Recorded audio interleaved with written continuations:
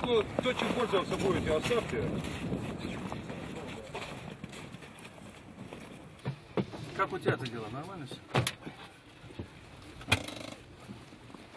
Ну, я что сказал. Ну ладно, давай потом. Я приеду, так посмотрю. Давай. Давай.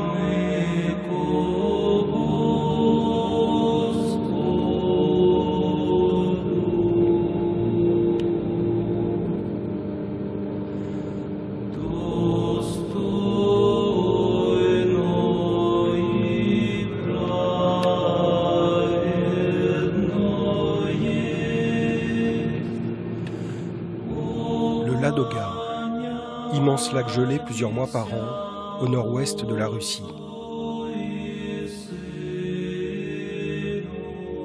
Le voyage qui m'amène ici a commencé il y a une vingtaine d'années. Ma quête spirituelle m'avait alors conduit dans un monastère orthodoxe, en Angleterre. Dans la lumière des cierges, reflétée sur les icônes, je découvrais, émerveillé, un monde inconnu.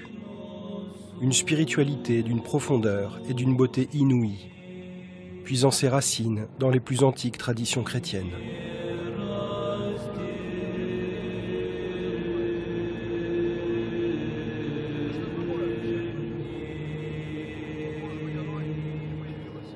Parmi ces hommes en noir, aux longues barbes, j'avais remarqué en particulier le père Séraphin, un moine français dont le rayonnement de paix et de douceur m'avait profondément impressionné.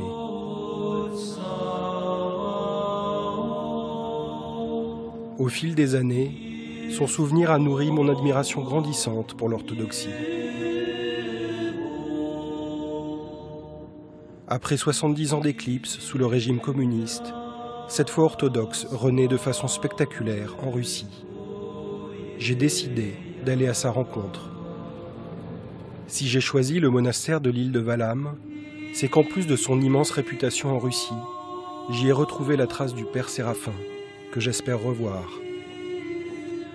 Après 2 ans d'attente, j'ai enfin obtenu l'autorisation du supérieur du monastère. Il accepte que je vienne, avec ma caméra, filmer la vie de ces moines.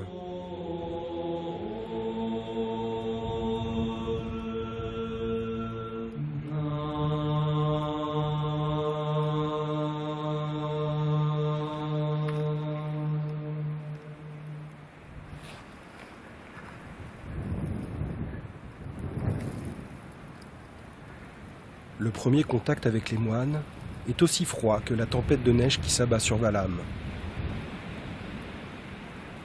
On me prévient qu'ils n'aiment pas être filmés. Beaucoup sont venus ici pour s'éloigner du monde. La présence d'une caméra, qui plus est étrangère, ne fait pas partie de la vie qu'ils ont choisie.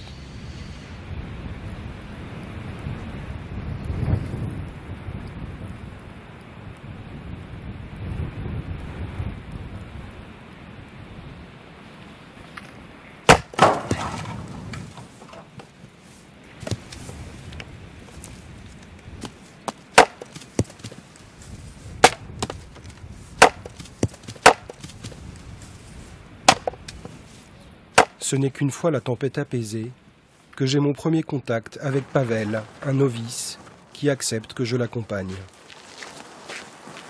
Comme chaque moine, il a une tâche précise fixée par son père spirituel. Lui est responsable du chauffage de l'église principale du monastère. Tous les jours, entre 2 offices, il entretient le feu de l'antique chaudière.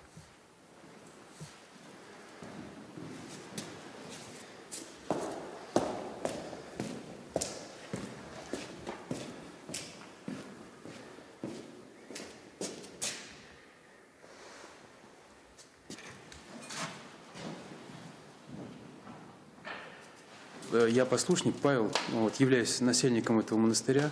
Вот. Мне 42 года, вот, и 2 года я нахожусь здесь, на Валааме, уже 2 года я здесь. Вот.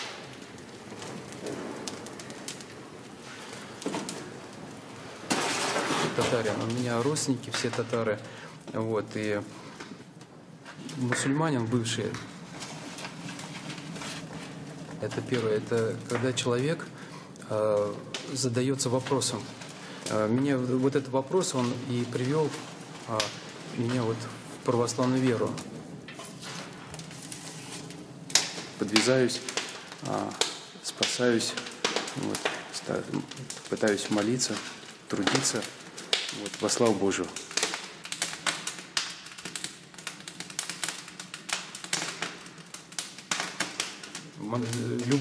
Любой труд, он вдохновляет на молитву, любой труд. Вот, особенно здесь, в монастыре. Особенно. Вот. Труд и молитва, они вместе. Вот, как 2 весла. Гребут это, вот, как молитва и труд. Это как 2 весла. И вот мы и гребем в Царство Небесное.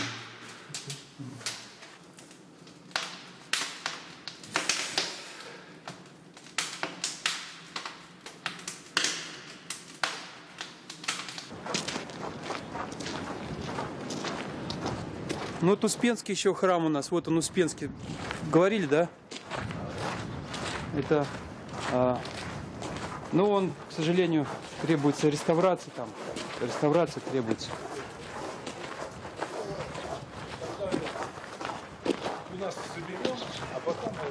Здорово. Мир вам. И духу и твоему.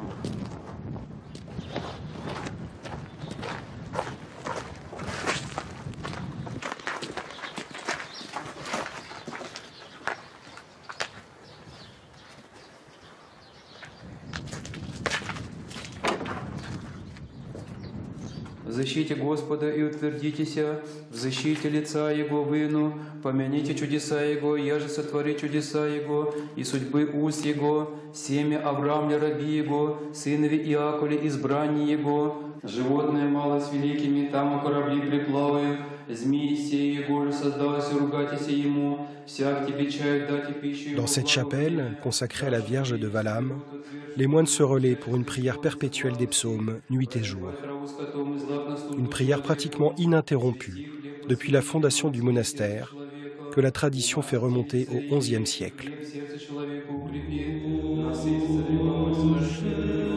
Saint Serge et Saint Germain, dont les reliques sont encore vénérées ici, seraient venus du mont Athos en Grèce pour apporter ici la vie monastique. 10 siècles d'histoire tourmentée, déchirée par les guerres entre la Suède, la Russie et la Finlande, au cours desquelles le monastère est souvent brûlé et les moines tués. Des drames suivis de multiples renaissances, car jamais le rayonnement de Valaam ne s'éteint. Au XIXe siècle, le monastère connaît un profond renouveau, sous l'impulsion du père Damaskine, qui inspire un retour aux sources du monachisme. Au début du XXe siècle, le monastère en pleine expansion s'étend sur toute l'île, avec une vingtaine de dépendances. Et dans les années 20, Valaam, alors sous domination finlandaise, abrite 400 moines et attire des foules de pèlerins. En 1940, lors de la guerre d'hiver entre la Finlande et l'URSS, le monastère est bombardé et passe sous la coupe soviétique. Exilant les derniers moines de Valaam, le régime communiste transforme l'île en base militaire et réquisitionne les bâtiments sacrés, qui seront pillés ou détruits en quelques années. La prière monastique se tait alors pendant 50 ans.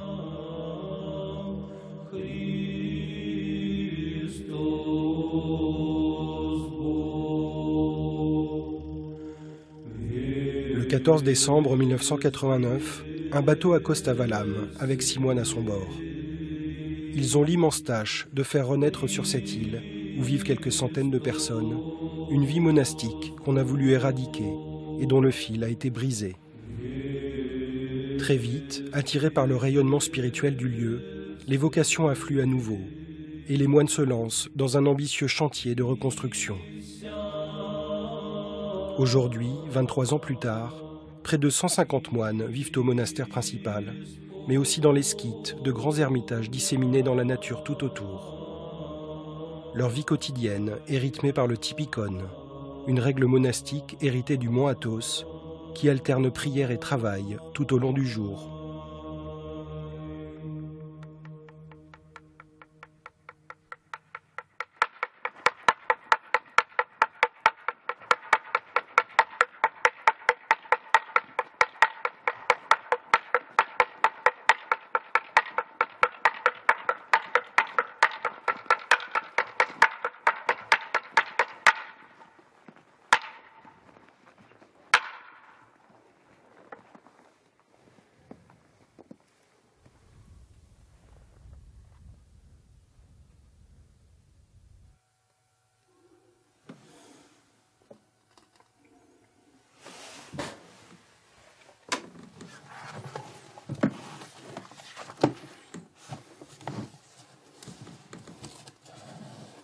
Молитвами святых Отец наш, Господи Иисусе Христе Боже наш, помилуй нас. Господня земля, исполнение вселенной, все живущие на ней. То и на морях основал ее есть, и на реках уготовал ее есть. Кто взойдет на гору Господню, или кто станет на месте святым Его. Не повинен рукам и честь сердцем, и же не прият свою душу свою, не кляться лестью искреннему своему. Я уже молю Тебя, моя очисти согрешение. Au petit matin, Maxime, un novice de 33 ans, a permis que je filme sa prière solitaire en cellule qui démarre la journée de chaque moine. Je l'accompagne ensuite dans son travail, la fabrication des prosphores, des petits pains qui servent d'hostie et sont consacrés lors de la liturgie.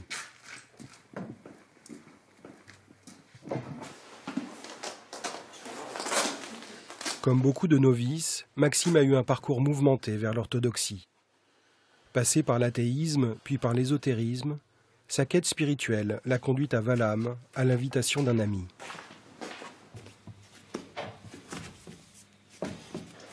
А я молился о духовном наставнике, о духовнике. Я понимал, что я уже могу заблудиться, что меня может куда-то увести в сторону. Я молился о духовнике, и Господь... И мне опять этот князь звонит и говорит: ну поехали на Валаам, вот мы едем, ты поедешь.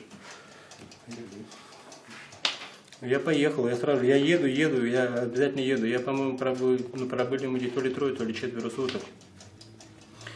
И опять поехали к отцу Василию.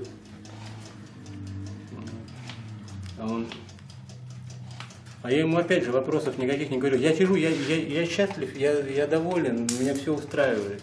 То есть, ну, я правда, я счастлив. Вот я причастился недавно. Вот я сижу, остров, шикарнейшая погода. А он ни с того ни с сего, а мне говорит: не благословляется тебе жениться. Вот, ни с того ни с сего он так говорит, и все. А с учетом того, что я верю в то, что этот человек, что ему открывается воля Божья, ну, по крайней мере, для меня. И все.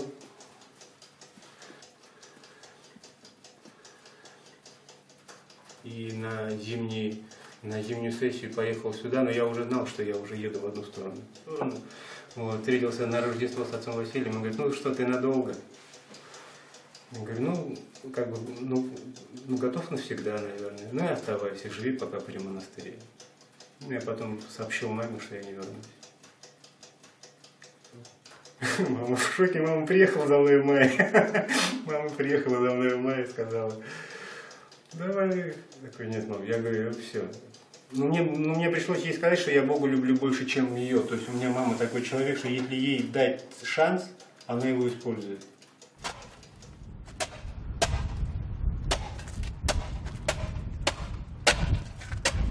Cette obéissance aveugle au père spirituel a quelque chose d'un peu choquant pour l'occidental pétri de rationalisme que je suis.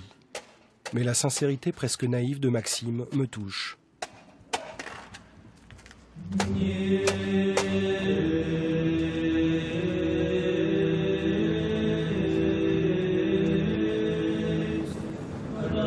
Je me dis que si Pavel et Maxime se sont facilement livrés à ma caméra, c'est peut-être parce que leur expérience monastique est récente.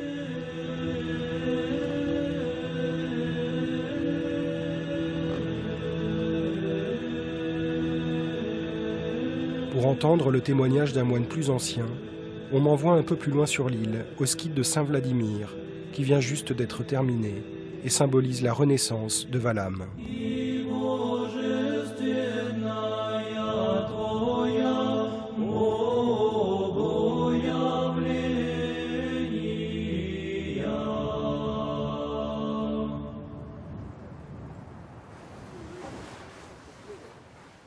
C'est là que vit le père Sergueï, un iconographe taciturne qui dirige les différents travaux d'icônes sur l'île.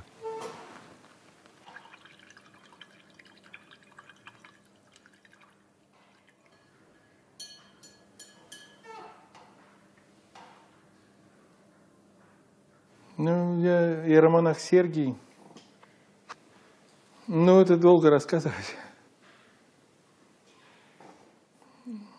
Ну, в общем, стал верующим я не с детства верил, конечно, в Бога, а где-то вот после 30 лет стал читать Евангелие и духовную литературу, поверил в Бога, крестился.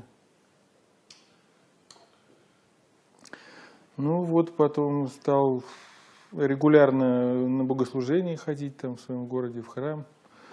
И года через 2 решил поехать в монастырь, какой-нибудь посмотреть, как там живут. И поучиться иконописи, кстати, да. Ну, для меня это, во-первых, послушание. Ну, а так, конечно, творческая работа.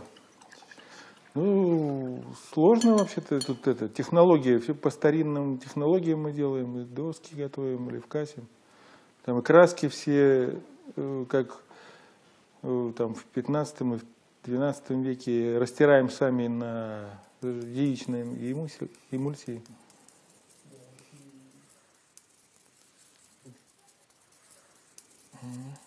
Что-то говорят, за Путина не хотели много питерцев голосовать, да? Мало.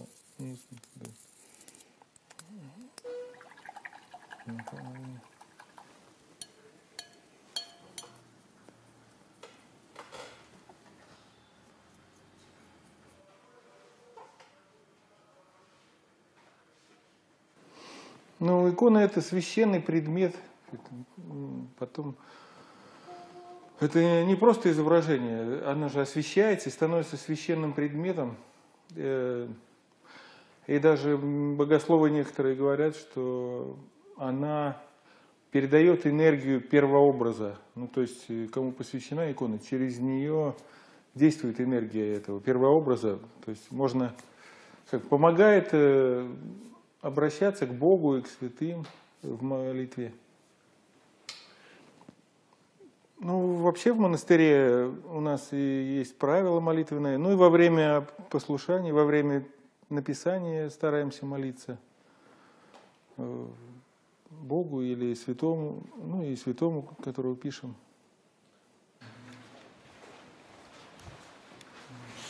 Le père Sergueï tient à nous montrer les fresques des chapelles du Skit qui viennent à peine d'être achevées et font la fierté du monastère.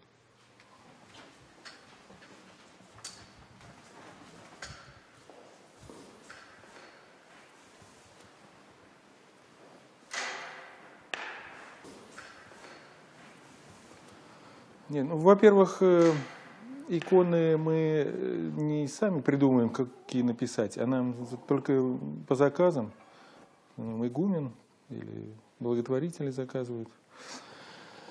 То есть мы сами сюжет не выбираем, но стараемся. Нет, ну тут выбираем наиболее лучшие образцы вообще в истории иконописи. Считается, вот расцвет иконописи в России был 14-16 век примерно. Вот на этот ориентируемся примерно такой стиль.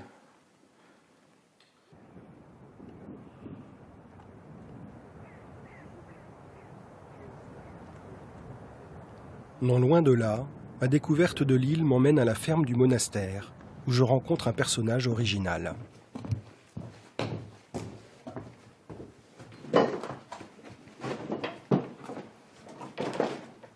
Le frère Alexei est moine depuis 15 ans. Il semble plus à l'aise avec les animaux qu'avec les hommes. Très pudique, quand je l'interroge sur son parcours, il préfère me parler de ses vaches.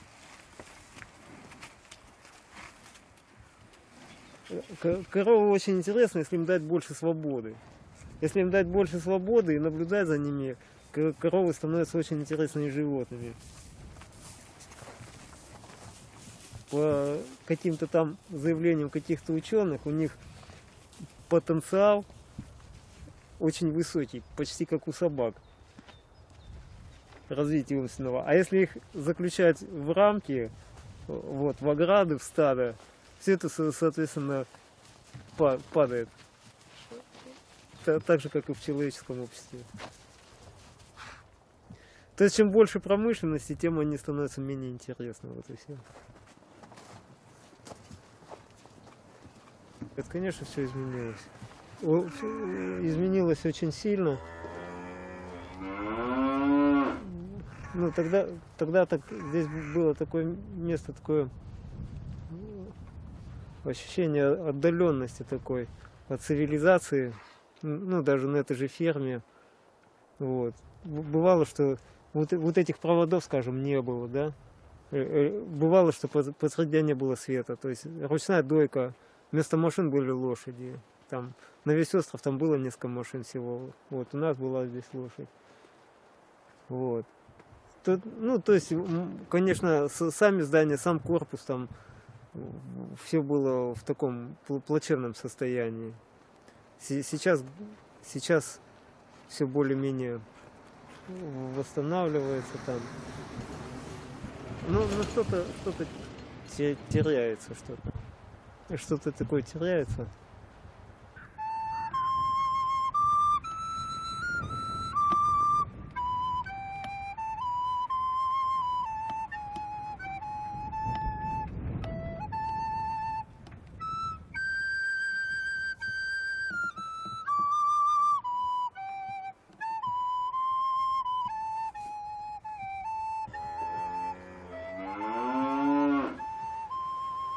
Les produits de la ferme où travaille Alexei approvisionnent les cuisines du monastère principal. Tout au long du jour, des frères s'activent pour préparer les légumes et céréales qui font l'essentiel de l'alimentation des moines, car aucune viande n'est consommée ici.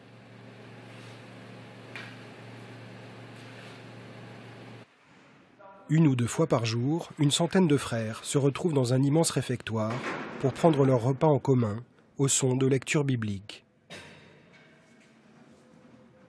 C'est l'une des rares activités où l'on peut les voir ensemble. Mais l'on me dit qu'il n'est pas permis de filmer les repas, qui sont des moments presque sacrés. J'ai du mal à le comprendre.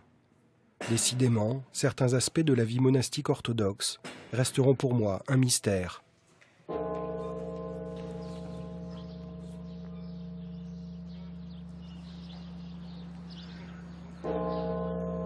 À l'heure de l'office du soir, j'espère enfin voir la communauté réunie et peut-être le visage du Père Séraphin.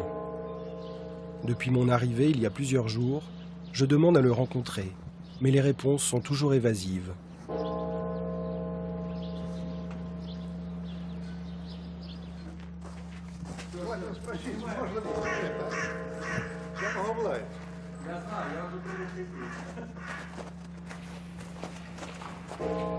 Beaucoup de moines semblent encore gênés par ma présence. Mais à condition d'être très discret, on m'autorise à filmer cette prière nocturne, propre au temps du carême, à laquelle se joignent quelques fidèles. Sa durée, habituelle pour un office quotidien, va s'étendre sur plus de 4 heures.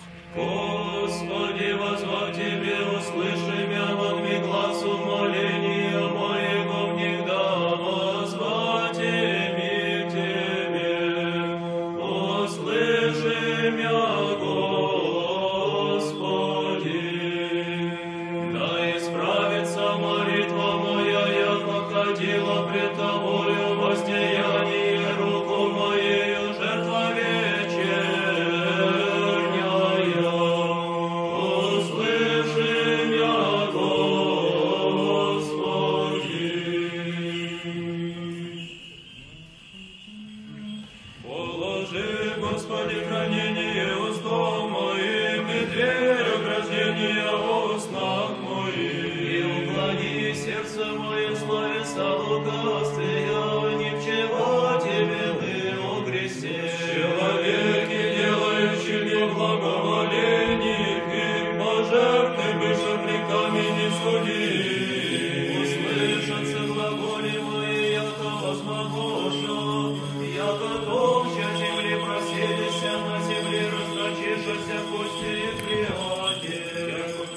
Me voilà à nouveau plongé dans la splendeur de la liturgie orthodoxe.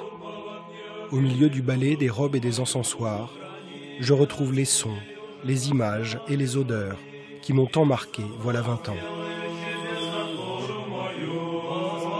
Comment ne pas être émerveillé par cette prière, si mystérieuse et belle, qui sollicite tous les sens et donne le sentiment d'être immergé dans la beauté céleste.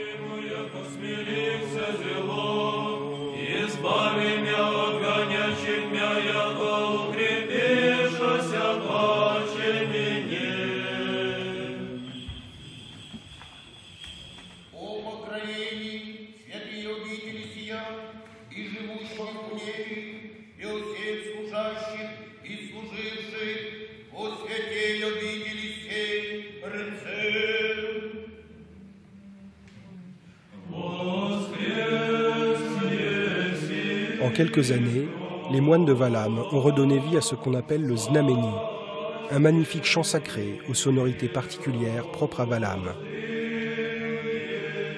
Ce chant s'était perdu depuis des années, mais les moines enregistrent aujourd'hui des disques qui ont un rayonnement mondial.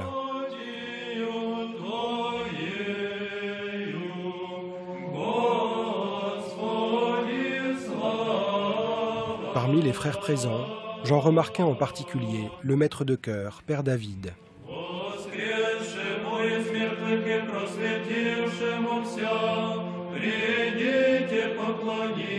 Ce grand moine aux allures aristocratiques accepte de me rencontrer pour me parler de la renaissance du chant de Vallam.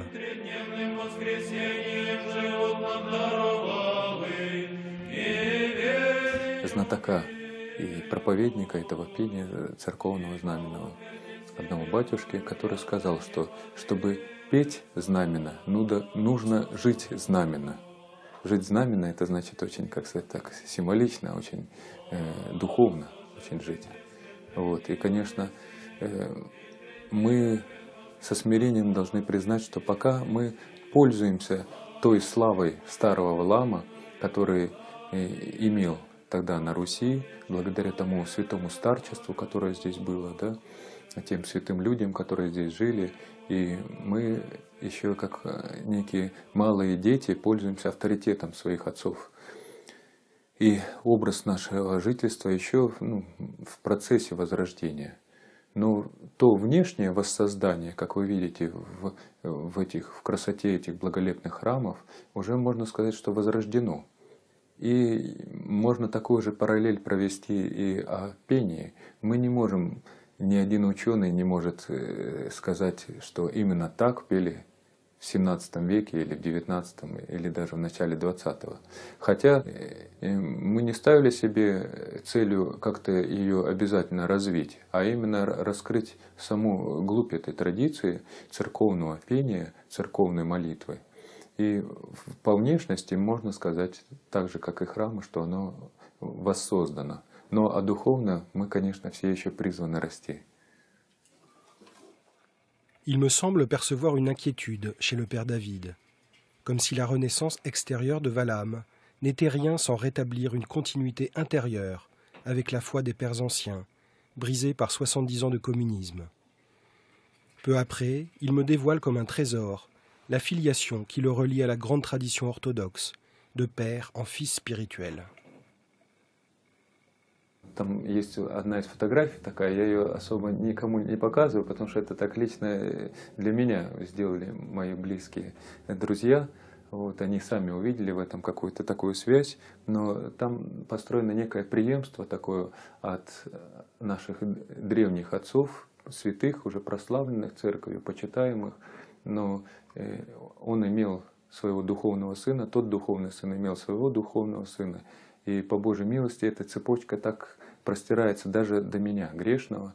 И преподобный Силуан Афонский, это русский преподобный, который из России перешел на Святую гору Афон и там проводил монашескую жизнь. Его преемник и тоже почитающийся далее отец Серафим, который по своему месту рождения имеет во Франции, вот, и даст Бог, завтра с ним будете общаться, да, но душой и сердцем он так, как, кстати, был предан всегда своему старцу, да, что также воспринял и Русь как свою родину духовную, которая его родила во Христе, и стал во многом более русским, чем мы, русские по крови.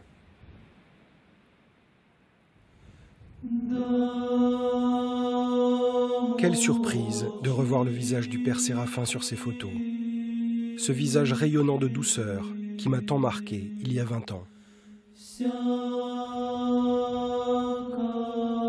Grâce au père David, j'obtiens quelques jours plus tard de rencontrer enfin le père Séraphin.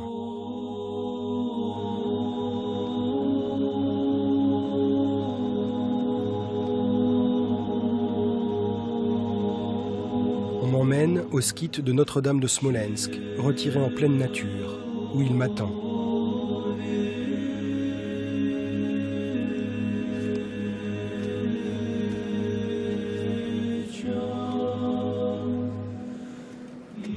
Près de 20 ans après, quelle émotion de le revoir, marchant dans ce paysage russe dont il a fait sa patrie depuis 10 ans. Je le sais malade. Son visage a changé, il semble douloureux, épuisé, comme portant le poids du monde.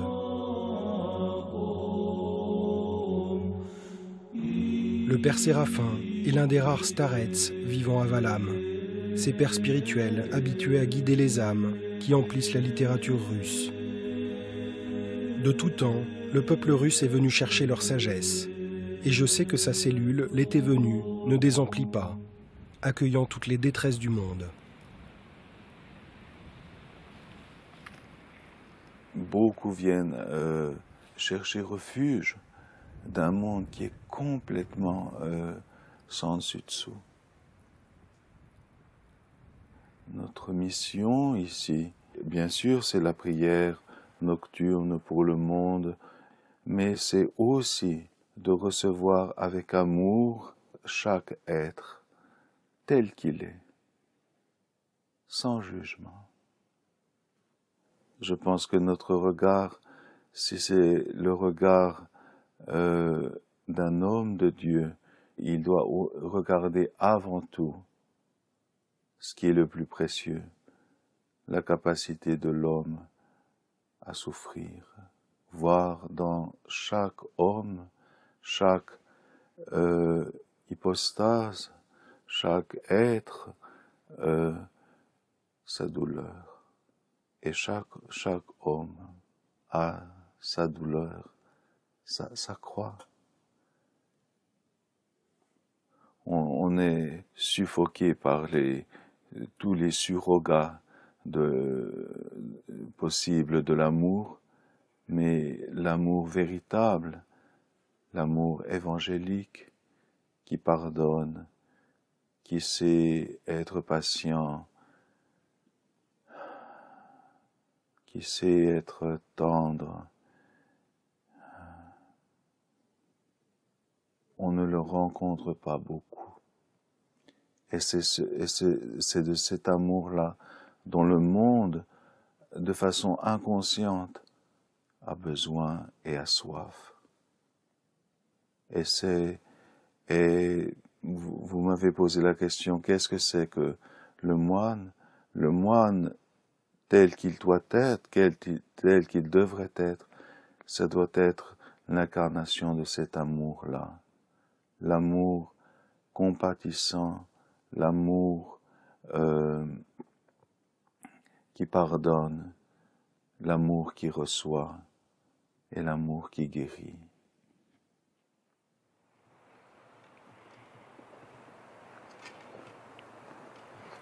Après 1 heure, avec le père Séraphin, il me fait comprendre que je dois le laisser. J'apprendrai plus tard que l'entretien l'a épuisé.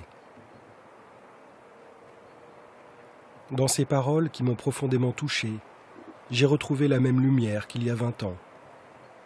Elle semble contenir tout le trésor de la foi chrétienne, et je comprends qu'on vienne parfois de très loin pour le rencontrer.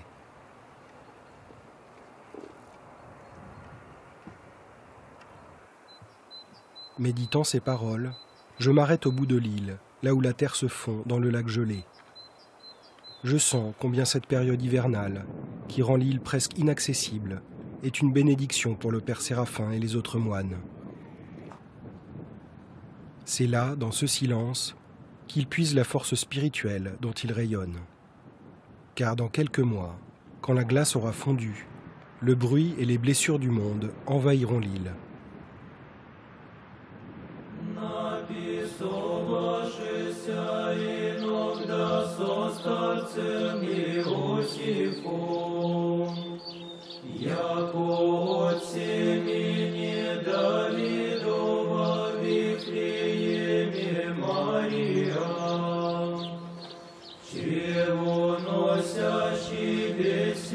Le printemps venu, Valham change de visage.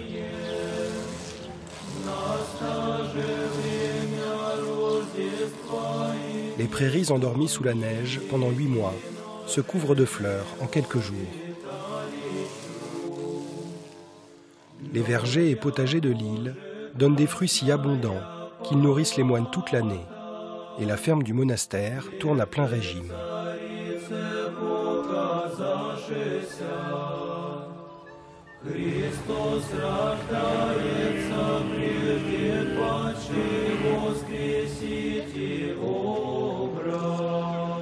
De gros bateaux accostent l'un après l'autre, déversant leurs occupants sur l'île. Des foules de pèlerins envahissent les lieux, chargés d'intentions de prière qu'ils viennent confier aux moines. Les femmes ajustent leur tenue avant d'entrer dans l'enceinte du monastère. Mais arrivés dans l'église, chacun donne l'impression d'être chez soi. On embrasse les icônes, on allume des cierges, les enfants participent joyeusement aux dévotions. L'église, en pleine rénovation, est maintenant entièrement couverte d'échafaudages, et le silence de l'île est brouillé par le bruit des machines.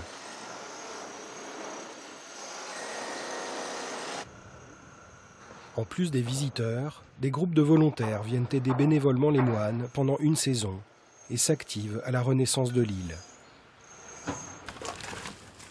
Que leur motivation soit spirituelle ou écologique, aucun n'est là par hasard. Parmi eux, de nombreux jeunes à la dérive viennent ici chercher le salut.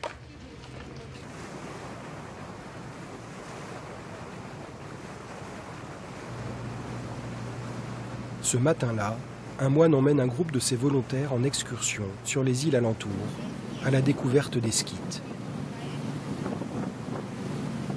Sur le bateau, je fais la connaissance d'Elena, avec qui je sympathise. Elle me raconte comment elle est arrivée à Valham il y a déjà plusieurs mois.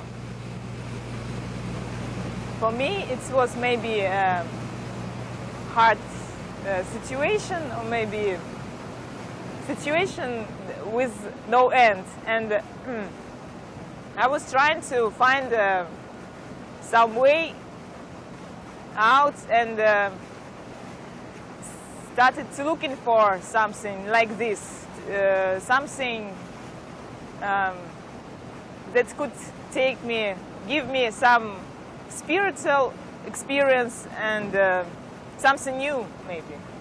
And I'm starting to looking for myself in such a place near the monastery to walk, to be close to the monastery.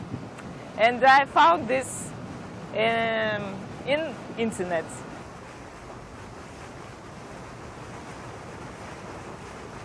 When I only make a first step on Valham, I understood that this is exactly the right place for me to be. The atmosphere of monastery is very curing for the soul. And I can tell about very important persons, like godfathers, who are helping such people as me, who speaks with us. It's helping us very much, because the people that came here, they can be not Christians at all. They thinking maybe that they are Buddhist or Krishna or anybody else, or everything together. It's a simple situation now at time, because people sometimes don't know even who they are. And during these sessions, when we speak with the Father, we're starting to understand, yes, we are Christians. Because he giving us, he's very passionate about his religion, and he shares it with us. And he's very important in our way to become a Christian, to understand what's happening with us, with the world, with everything.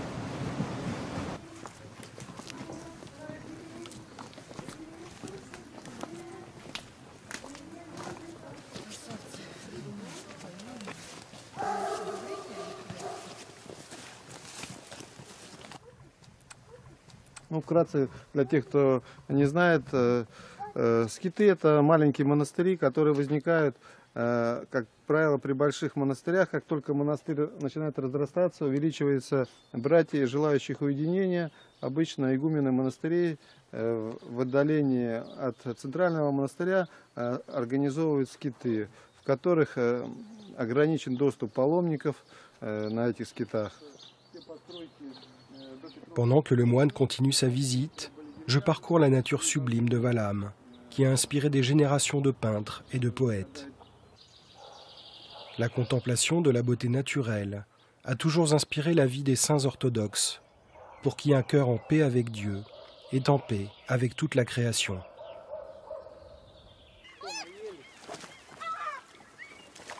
Suivant le vol des mouettes flottant au-dessus du lac, je rencontre Oleg, un jeune novice. Nous avions déjà discuté en hiver. Il m'avait dit alors être venu au monastère pour chercher refuge, loin du chaos du monde moderne.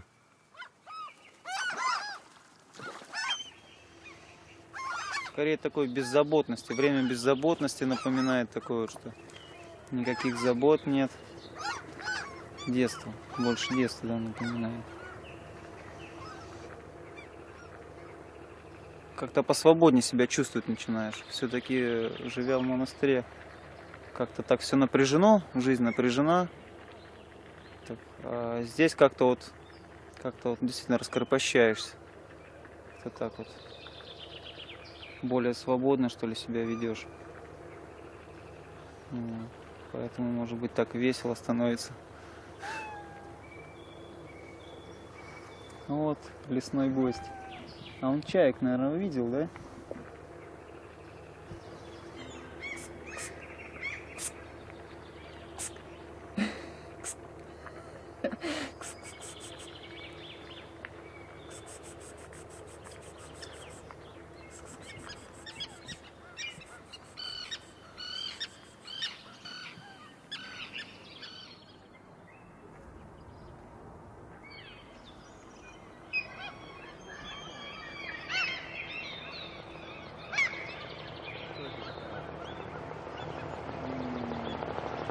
Это, скорее всего, с паломниками или туристический. Все-таки здесь тоже такой, как заповедник считается, такая природа здесь красивая, поэтому люди приезжают сюда.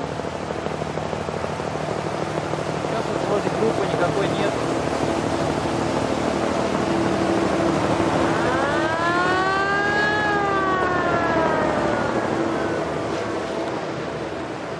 А сейчас пусто. Пусто. Никого нет.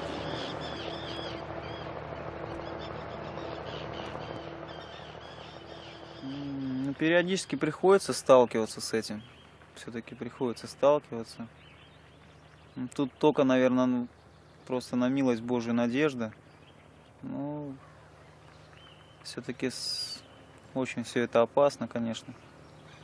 Опасно. Но если да, если все-таки так вот по сторонам не глазеть, скажем проще, то будет все, как бы, я думаю, что с Божьей помощью, как бы, все-таки отцы помогают здесь, старшие, как бы, вот, отцы нас, которые исповедуют, все, как бы, вот, помощь очень огромная, Господь.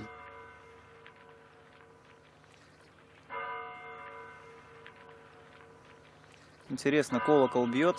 Этот колокол означает, говорит всей братьи, как бы, что нужно прекратить все какие-то занятия. Вот, и нужно вставать, как бы там вот такое извещение, как бы вечернее.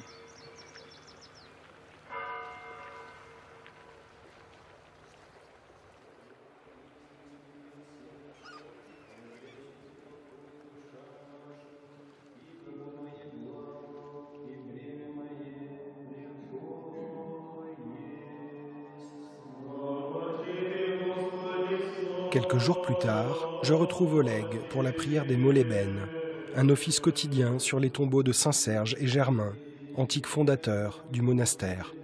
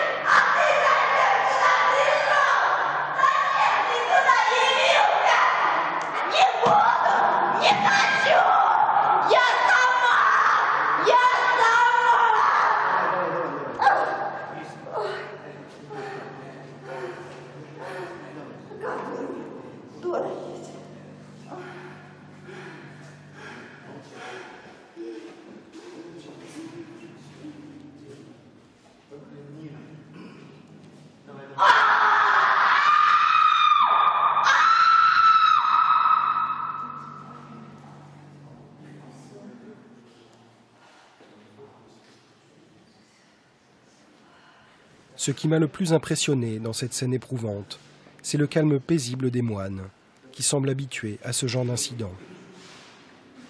Pour eux, il est normal que la force spirituelle du monastère attire des personnes en proie à des tourments de toutes sortes, qui viennent chercher ici la libération, la guérison et la paix.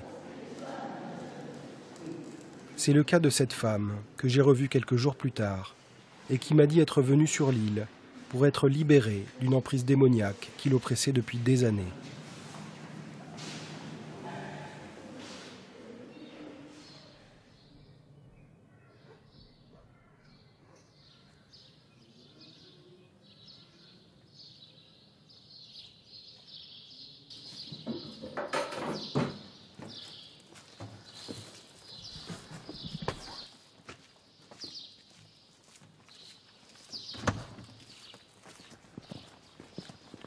Alors que la fin de mon voyage approche, je suis heureux de revoir Maxime. Il apporte à l'église les prosphores, ces petits pains de communion, pour la liturgie qui va bientôt commencer.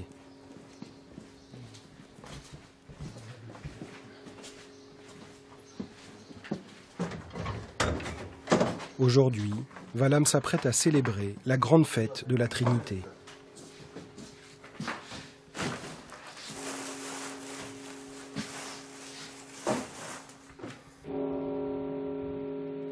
Le bourdon retentit dans la brume, donnant à Vallam des couleurs mystérieuses. Montant jusqu'au clocher pour filmer l'étonnant carillon, je reconnais le visage, toujours aussi impassible, du frère qui m'a conduit au monastère en aéroglisseur cet hiver.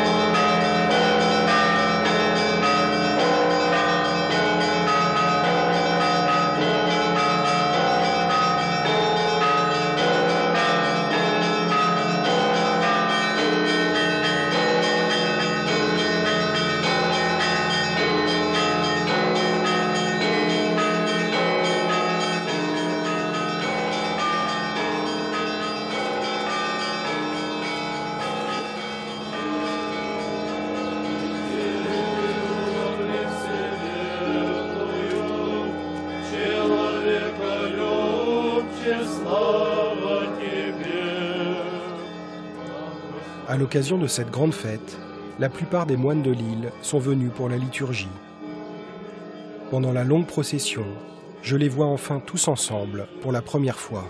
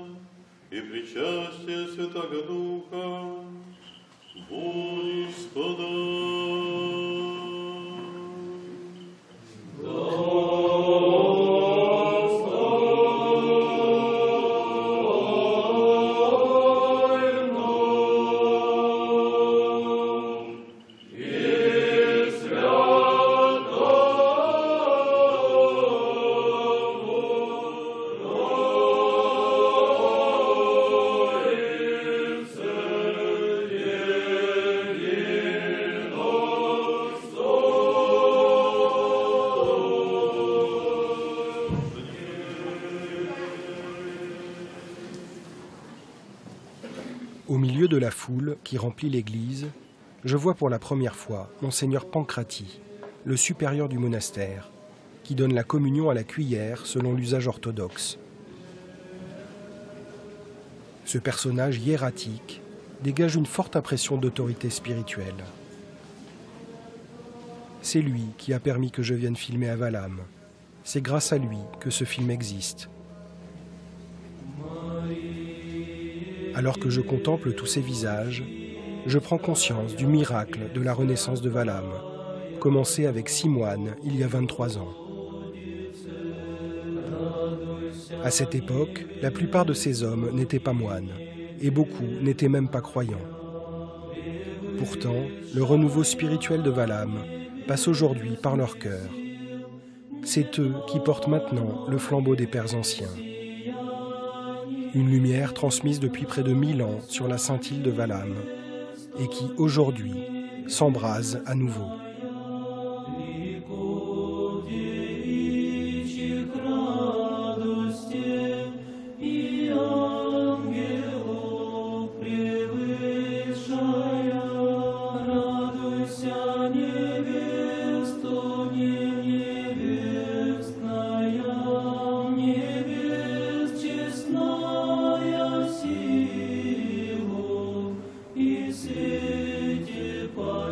всех свету, радуйся, невеста.